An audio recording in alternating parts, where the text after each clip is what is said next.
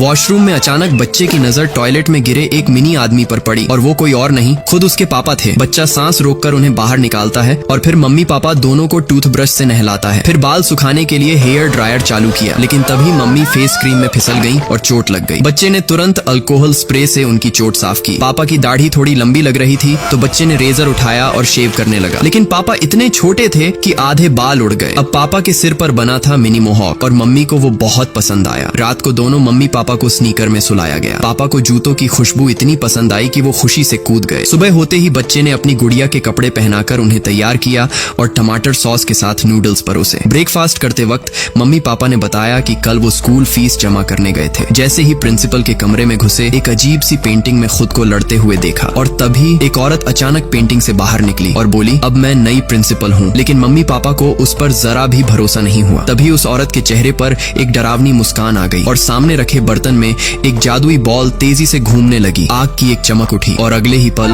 दोनों सिकुड़ कर मिनी बन चुके थे। उस औरत ने उन्हें एक बर्ड केज में बंद कर दिया, लेकिन मम्मी पापा हार मानने वाले नहीं थे। उन्होंने पिंजरा जोर जोर से हिलाना शुरू कर दिया और झटका इतना जोरदार था कि पिंजरा दीवार से टूटकर खिड़की के बाहर जा गिरा। किसी तरह दोनों भाग निकले, लेकिन घर का रास्ता उनके लिए बहुत लंबा हो गया था। इसी बीच एक डिलीवरी बॉय बाइक से गुजरा। दोनों चुपचाप उसके फूड बॉक्स में छिप गए और इसी तरह वो अचानक अपने बेटे के सामने प्रकट हुए। कहानी सुनने के बाद बच्चे ने तुरंत एक सरप्राइज एग निकाला और उससे दो छोटे छोटे हैट्स बना दिए। फिर उसने मम्मी पापा को एक बॉक्स में टेप किया, हेलमेट पहनाया और अपनी साइकिल पर बिठाकर स्कूल की ओर निकल पड़ा। उसका मकसद था उन्हें वापस नॉर्मल बनाना। वो चुपचाप प्रिंसिपल के ऑफिस में घुसा और पेंटिंग में बने पुराने प्रिंसिपल से मदद की गुहार लगाई, लेकिन पेंटिंग में कोई हलचल नहीं हुई। तभी मम्मी पापा बैग से बाहर निकले और देखा कि जादुई बॉल वहाँ से गायब थी। लड़के ने हर जगह ढूंढा और जब उसने दराज खोली तो उसमें एक और चौंकाने वाली चीज मिली। असल प्रिंसिपल भी सिकुड़ चुका था और वहीं कैद था। दोस्तों, अब जरा सोचो, अगर तुम छोटे होकर सिर्फ एक दिन जी सकते तो क्या करते? कमेंट में जरूर बताना। मैं तो सीधा दूध में डाइव मारकर बबल बाथ लेता।